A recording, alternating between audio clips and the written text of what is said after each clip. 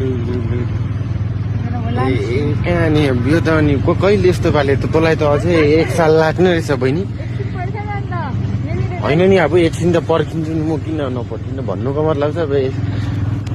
म त अब यसले त सल्ल कुदाउँछ होला भनेको यार अझै नै 1 साल लाग्ने रहेछ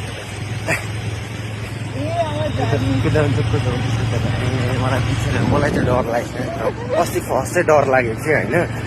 भनेर अहिले चाहिँ अब अलिकति भए पनि कुदाउँछ बिस्तारै भन्नु लडाउँछ भन्ने चाहिँ छैन बिस्तारै कुदाउँछ बुझेर आएर चाहिँ बस्नु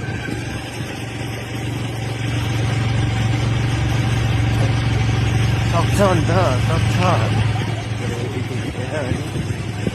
घुमाउनु त भइहाल्छ